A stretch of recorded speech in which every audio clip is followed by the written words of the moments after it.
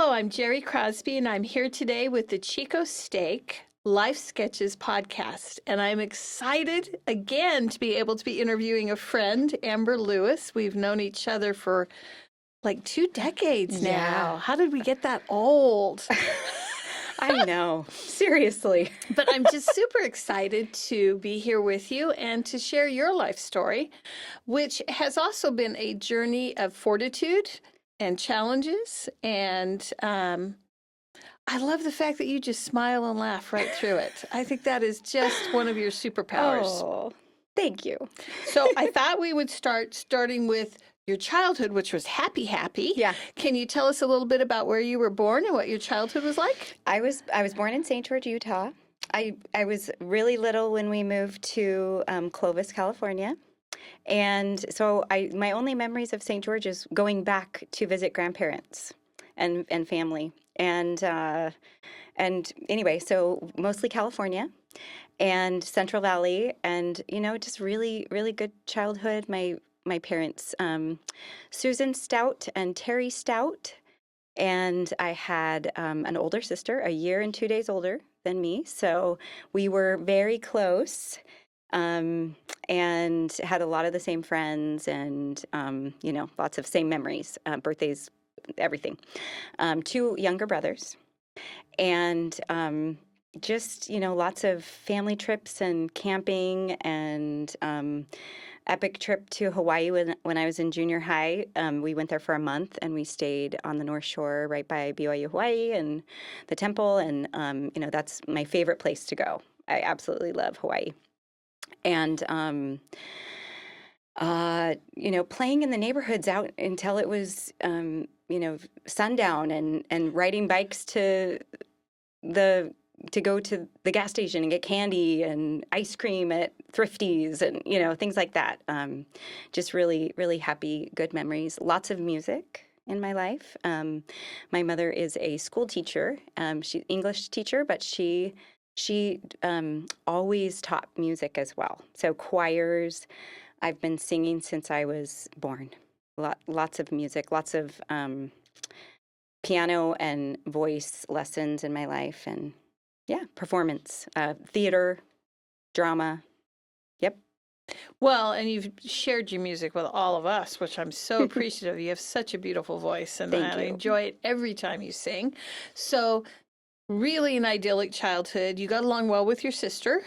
Yes. I mean, we fought, but but my sister is wonderful. And all good stuff.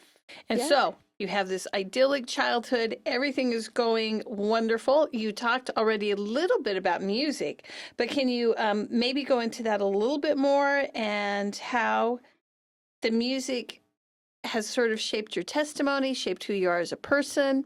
How did you know? Actually, music really has helped me in my life in many ways. And when I was in high school, my mom did these big musical productions that really helped you gain a testimony of the gospel and Jesus Christ. And you can feel the Spirit just so much through music. And I feel like I learned at a young age to be able to share my testimony that way better than speaking. So I would much rather sing any day, than speak. And gave me a foundation for just life in general. So I do love music, and I have kind of my 2 passions in life are music and health. Like I love exercise. I teach classes at a gym, and so those are my things that I absolutely love, and I love that I can still do that as a 49-year-old.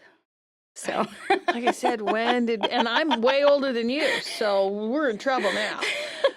So you have this music, you're looking forward in your life, and as an adult, things are going to get a little more difficult for you. But before we get to some of those difficulties that you had to face in your family life, tell us a little bit about meeting Todd, because you met him when you were still in high school. I was in high school. I was a junior in high school when I met his friends through someone in Fresno area, or a friend of ours, and he was my husband's EFI counselor. So I met Todd's really good friends from his growing up, and then about a year later, I met him at one of their farewells. There was the Sacramento guy, so he's from Sacramento, and the Fresno girls, and there was always, some fun, like getting, are we going up to Sacramento? Or are we coming down to Fresno? And so I got to know his friends really well, just amazing guys that, I've enjoyed still having that relationship with because, they're best friends with Todd. And it was the end of my junior year, actually, when it was Chad's farewell. And I saw Todd and I just went right up to him. I thought he was really cute. And just started talking, and he was like, "Oh, he kind of like me." And then fast forward a few months later, he was a freshman at BYU at the time. He had been there for a year and a half, and he was home and at another friend's farewell that I went to, and we exchanged phone numbers. Before that, he came down to Fresno. And we were going to go to TGI Fridays for lunch, and I had skipped school that day. And senior in high school, skipped school, and I was a good girl. Like my mom would always sign me out. But anyway, we hung out, and he was a baseball player at BYU, and he was wearing sweats. And evidently, I have no recollection of this. I went to my friend's brother's closet and said, "Are you really wearing that for lunch?" Because you could change into these nicer clothes. I don't remember, but he's like, "What the heck?" Anyway, he tells that story. Well, we both tell that story all the time. But so we exchanged phone numbers or addresses. That was before cell phones. And he wrote me once when he was on his mission. I wrote him back, and then we didn't see each other until he got home. And when he got home, he asked me out. Like one of the first weekends, we were at BYU, and that was it. We started dating, and that was it was New Year's Eve, when he came back, the first time I saw him, and then we were married May 30th in 1996. So very sparky right from the beginning. Oh, yeah, for sure. And that's lovely because it's still sparky. I know. That's pretty great. And so, again, very blessed childhood. Yeah. You go into your marriage, you've got your whole future ahead of you, and that's when some of the challenges come. Can you share with us some of that and what that early marriage and your first experience with motherhood and the difficulties that kind of came with that, if that's okay with you? Oh, yeah. My growing up, I absolutely loved children, and I could not wait to be a mom. Like, I just love little kids. They're just, amazing. And so I was pregnant and excited, and then suddenly I was at work, and I was having some pains, and things were going weird, and I had to go to the doctor, and they told me I was basically going to have my kid 3 months early that night. And I ended up being able to hold off for about 5 days. So I had preeclampsia, PIH, or toxemia are different ways to describe that. And so Keith was born first day of 28 weeks. He was 2 pounds, 2 ounces, and on a ventilator for a month and a half in the ICU.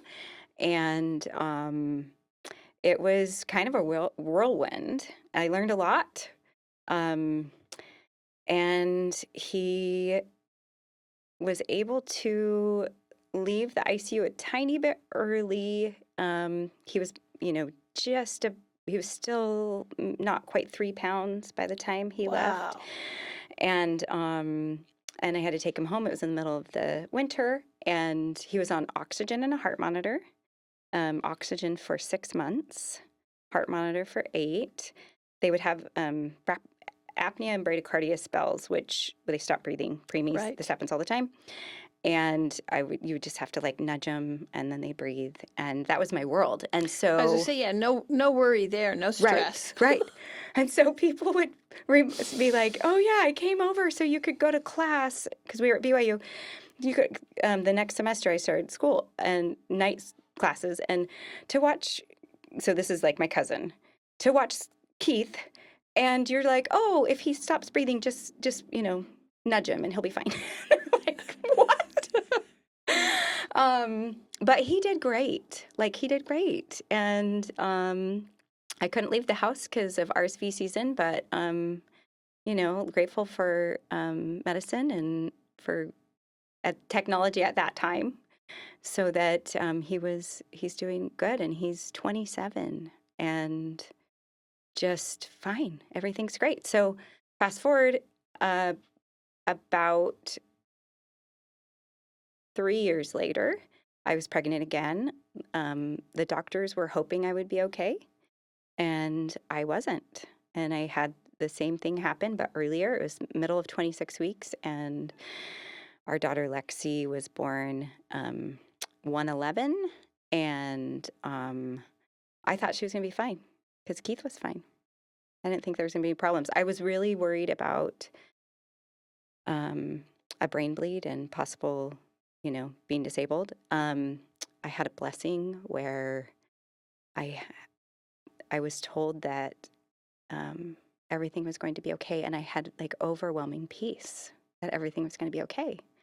And so I, just kept going, and she was born, and 6 days later she died. And that was really hard. It was really hard looking at that blessing and why did I have, that feeling of peace and told that everything was going to be okay, and pretty rough. I learned a lot when I was going through that grief. I mean, just, kind of an eye-opening to maybe what other people suffer in depression or anything in their life, and how it could be hard. And I really learned the principle of one step at a time, one day at a time, 1 minute at a time, and it's a real thing. And I was in Elk Grove and surrounded by people who loved us and just loved on us, and just made it through and didn't know what to do. My husband was not interested in adoption. I wanted more kids. I'm grateful that I had Keith, of course. So it was kind of this year of, trying to figure out life, and it wasn't, the pain is still here, but that year went by really fast, and my uncle called and said that my cousin was going to put her baby up for adoption, and he said, I just feel like I need to call you guys and see if you want to adopt this baby. And I was looking at Todd like, you said you never wanted to adopt a kid because you thought you wouldn't love them as much as your own. And he was like, let's pray about it. And he had me pray about it. And I did. And I do not get answers to prayers, but I got an answer. It was the strongest yes. And I don't know that I ever will again like that. Like, it was so strong. And then I remember we were staying with my in-laws because we were building a house. It was only a couple months, and I was looking at this fan in the room and kneeling on the bed, and I was like, what? So then I prayed again, so strong of a yes. And in that moment, I said to Heavenly Father, I do not want a disabled child. Why would I say that? Because the birth father had some problems. We didn't know exactly. And I got this overwhelming yes. And so we just plowed forward. And Scotty happened to be born early. He was 3'8" when he was born, huge compared to my other babies. He was down in San Diego. I zipped down there, and right off the bat, I was able to go into the ICU with them, which is pretty unheard of for adoption. And I was just so happy to be a mom. I mean, I was already a mom, but when you want more, anyway, So happy. And yeah, life was great. And because Keith was born early and a preemie, and we had early intervention help with him because the state usually wants to make sure that things are okay.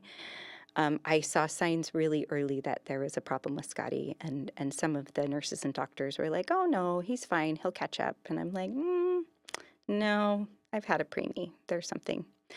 And he was not diagnosed officially until he was about 6 on the autistic spectrum, but when he was 3, we took him to, maybe it was 2.5, took him to Idaho, and they did a whole workup on him.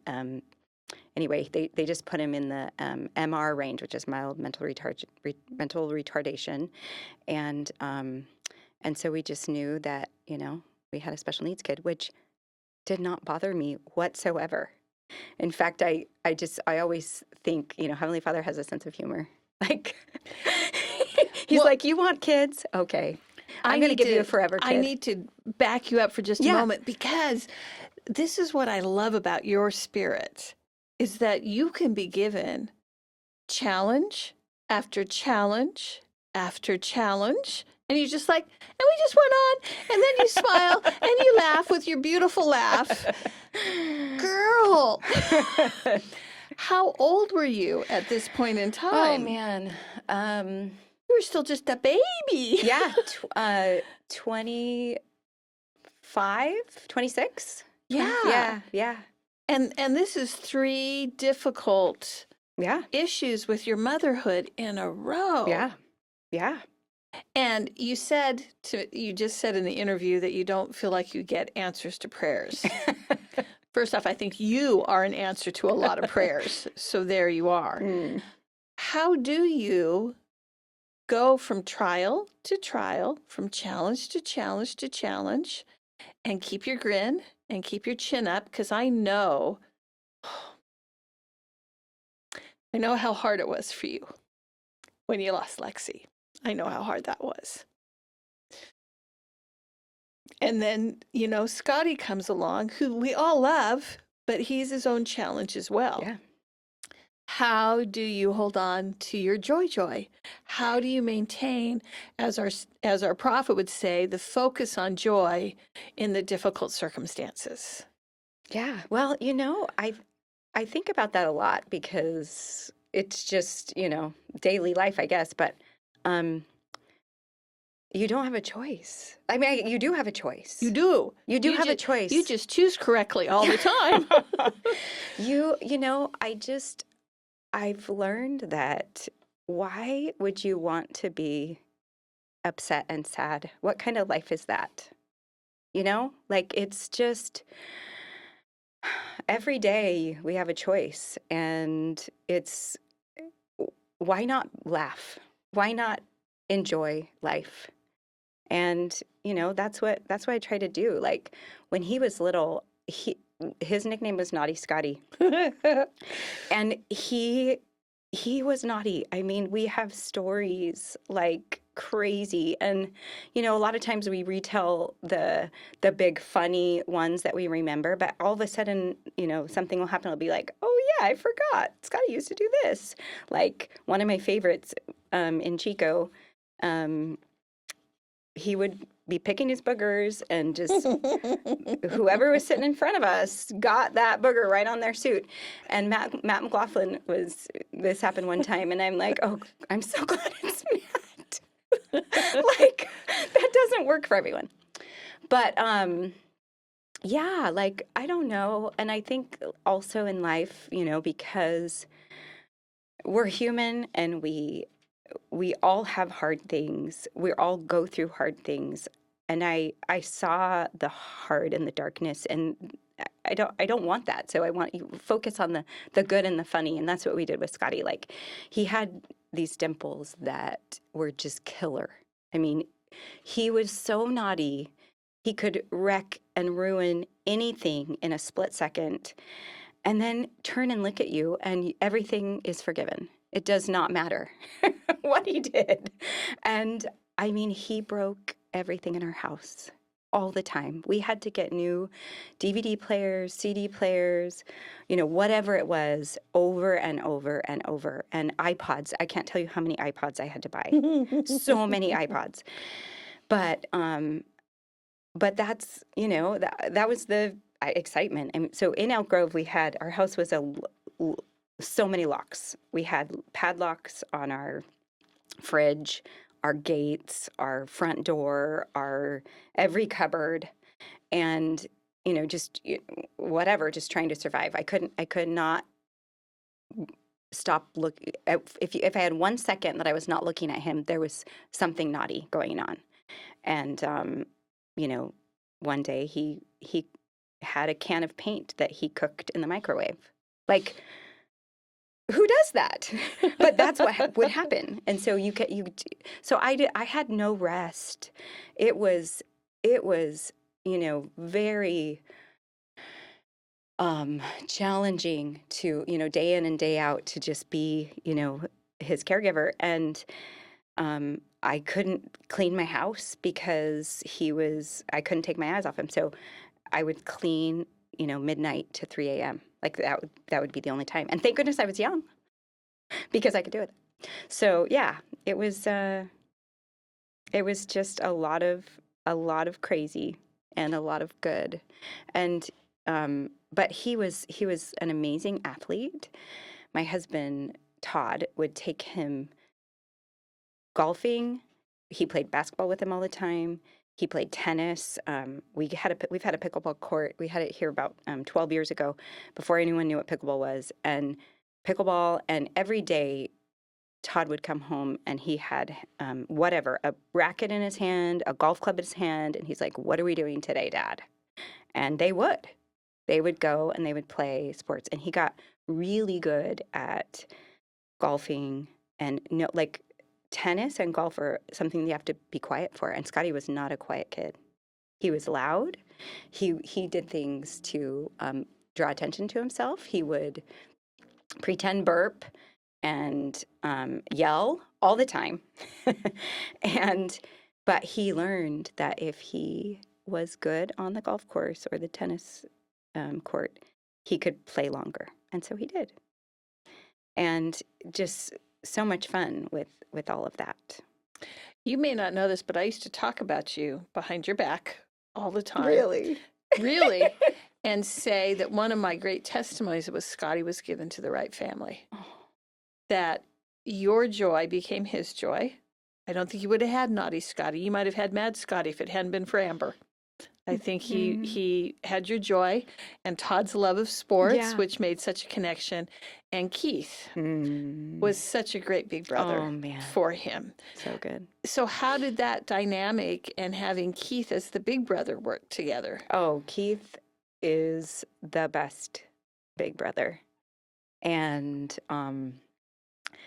he just loved Scott, like almost, you know, so proud to show him off, like, you know, bring my friends over, we're going to hang out with Scotty. And they just adored each other. And I mean, for many years, Scott had his own room. They had, you know, 2 rooms, but he would sleep on the floor in Keith's room because he just wanted to be right by Keith. And Keith loved that. And they would just cuddle and snuggle and play.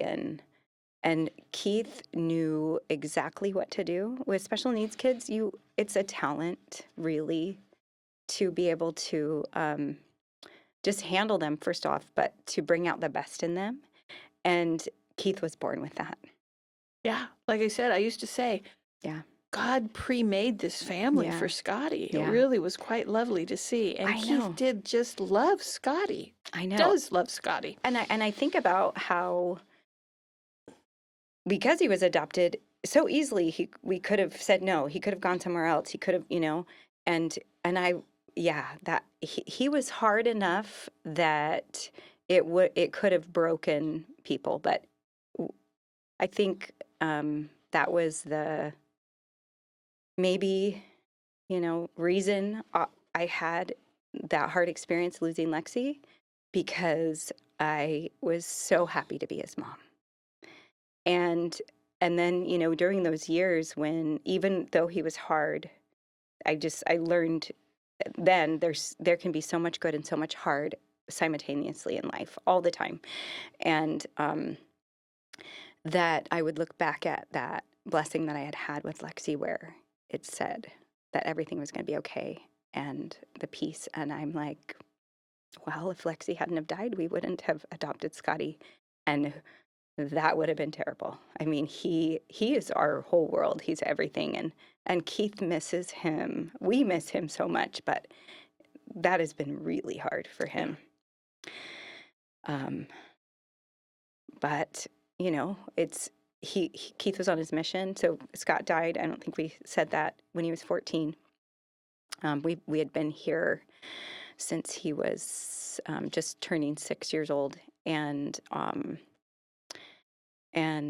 he made such a difference in this community, which was amazing, because they at the junior high made a bench for him, which is beautiful. It's this tile bench it's just incredible. At Marsh Junior High, they did a plaque for him at the golf course when he had holed out 150 yards.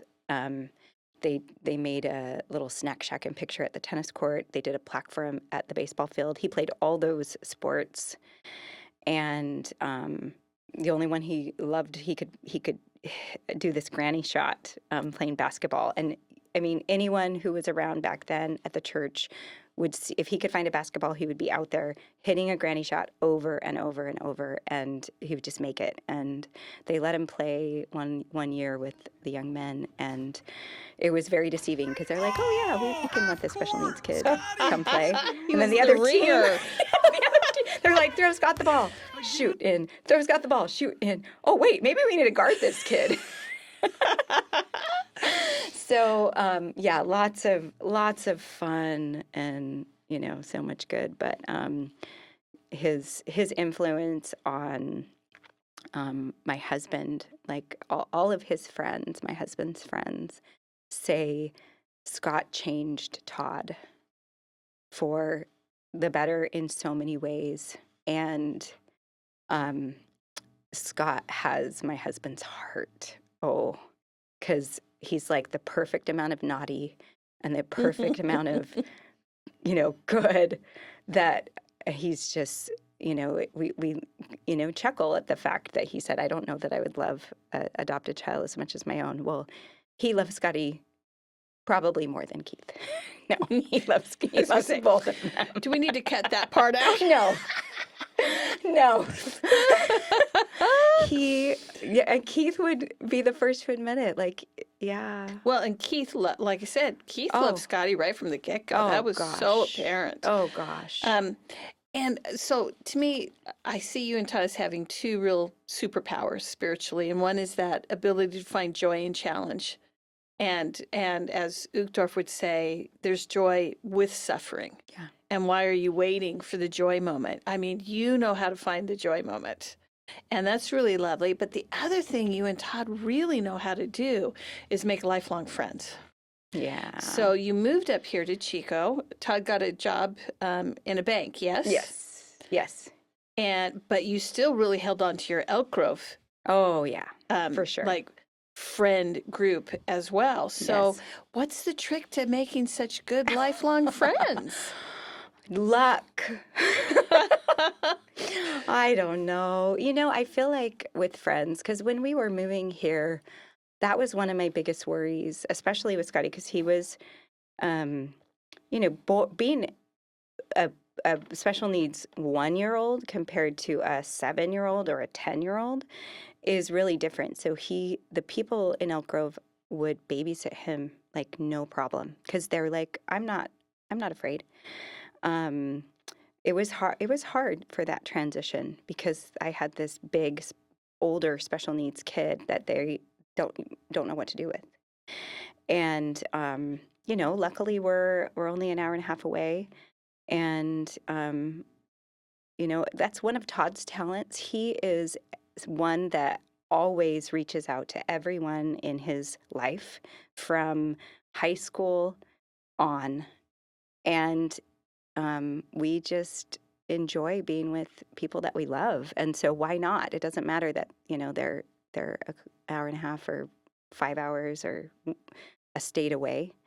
And so we made it a part of our life to include all of our friends all the time. And when you have hard things, it bonds you so much more. You become, they become your people. And I had that in Elk Grove, and I have that here. The friends that we have made here are incredible. And I wouldn't want to change anything that we have done because they're my people. All of these people are my people. And yeah, when you go through something hard and you go through it together and you grieve together or you have pains together, it means so much more. And you can just like look at each other and hug each other or sit together and, know that you understand each other. And I think that's one of the greatest blessings that come with trials, because I've had a really good friend here die of cancer and a really good friend there die of cancer. And both of them were really amazing women that I would strive to become, like incredible. And so painful to go through that. And it was I had about 6 years where 5 really important people in our life died. And by the time our friend Lucy died at the end, like I told Heavenly Father, I can't do this anymore. I need a break. But because we had been through hard things, we can understand each other so much more. And when she first had cancer, I could just, I don't know, they appreciated that our love because it was a deeper love, I think. And then she passed away, and it wasn't even a year. And the understanding of the grief, to have other people have gone through that, like, you just know. There's a lot of people that feel bad, and they love you, and they're with you, and they will do anything for you. But if you understand what that darkness feels like, it just helps so much to have someone else understand that. And I'm grateful to have been on both sides of that, to be able to have people that understood me and to be able to understand them. And and that's friendship. You don't stop being friends after you go through something like that. And I think our community has been through enough that we have that strong, we love each other and we're here for each other. And you guys are all people of light. I just so admire all of you. It's wonderful to see. How, coming to something more light, Yes. how is your Keith doing now? What's he up to? He's so good. I mean, I so much more good is coming. He's 27 in Orem looking for a girl. So he loves his job. He works at a dental lab, and he's just a good guy. And man, he's just going to be an amazing father. And I just keep thinking, what a treat this woman is going to get, who's going to come into our life, that my husband says is going to be overwhelming for her because she will officially be my only daughter on earth. And he's nervous for her. And because Keith and I are very close, we talk all the time, he tells me everything. And that's kind of rare for a guy. And, so Todd says, I'm going to have competition. She's going to have competition, or I'm going to have competition. I'm like, I want this more than anyone. I was going to say, I think Todd might be misreading this, because I think you're going to be a joy mother-in-law. I know. I think you'll become besties. And I'm going to be the best grandma. Yes, you are. Anyway. I'm all right with that. Anyway. So yeah, we're kind of in the waiting zone right now. Are you telling little Keith, hey, oh, he clock knows. is ticking, He Keith. knows, and he's feeling it. So I'm just right there with him. Yeah. So no, he's great. Everything, losing his brother was really hard, and it's who he is, but there's more joy in his future too. Mhm. So And you've had a lot of influence on the young men and the young women here in this stake. You've brought other young kids into your home. So you've had a broader sense of the parenting experience, perhaps, than most people. yeah, yeah. We had an opportunity to help out with a girl who was in a homeless situation who got taken from her parents. We kind of co-parented with the Swarnsons here in Chico, and it was about a year, and that was a very crazy experience because she had never slept in her own bed by Mm. herself, really showered. Uh, Combing her hair was a nightmare. She was really behind in school. And we got, with, teamwork, got her in school, and she was caught up in school, and she is now living with her uncle, which is incredible. She is doing amazing, and we will never forget that experience. And I had contemplated after Scotty died, like, what am I going to do? Keith was on his mission. It was just Todd and I. I was 40 years old, and do I adopt another? Do I foster? We didn't know, and that was hard. And I so that's one of the things that ended up happening, which was a very neat experience. And then we decided to have a couple of foreign exchange students a few years ago, and that was so fun. And they're part of our family. Like, we love them. Um, Eloise lives here in the United States, and we get to see her sometimes. And then Carolina is in Italy, or she's in Spain in school. But we have a bond, and it was really incredible for them because they both had families that were not traditional, and either divorce or parents that had a terrible relationship. And especially one of them told us, like, well, both of them told us, like, you and Todd are a testament to me that I can find someone in life and be happy. And um and we were just being ourselves, like, it was really neat that they saw that, and that gave them hope for their future, and that they told us that, and how much we meant to them in seeing that relationship of marriage and love and family. And yeah, so that was wonderful. Really, really good experiences. Yeah, Yeah. you're going to be a great grandma. I'm not worried about it at all. But you and Todd are now empty nesters, and you're quite young to be empty Yeah. nesters. What are you doing with your empty nester life? Oh man, it's been kind of fun. I mean, I had years and years with no breaks, and just to be able to go on a vacation, it Mm-hmm. was a big ordeal to ask my mom, ask my sister-in-law if Keith was there. Is Keith going to be there? Is he going to help us, Scotty? Um, so we traveled, but he was always with us, and that was different. It wasn't a break. So we have, enjoyed traveling, and I go with him. He has lots of business trips. We're gone all the time. We built a house in St. George. It was finished about 2 years ago, so it's been about 4 years, the whole thing.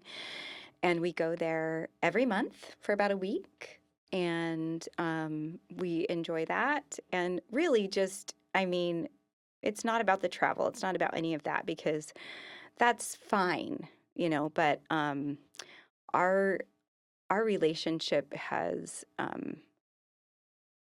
been it is so much stronger since we have been through what we've been through.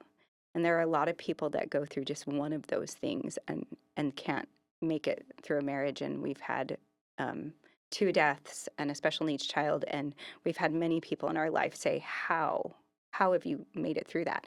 And that's that's why we made it through that, is because we had each other, because we understand we're the only ones who know how it feels. Keith is the closest, and you know, just being together and having fun, and you know, continuing on in life and waiting for those grandkids and trying to find the good that we learned from the time that we had Scott, and to share that with the world. He had like so much joy in the simple things, and he loved like just silly things. Like if you gave him a pack of M&Ms in the middle of the day for no reason, yay, I got some M&Ms. Like he's so happy. And he loved, we're going to the park. We're going to Target. Yay. And I got shampoo. Like just, you know, like it's like children, just magical. Everything was magical with him. And so we talk about like, you know, why did we go through that and have this experience if it, you know, if we can't make that bring that happiness, let it live on.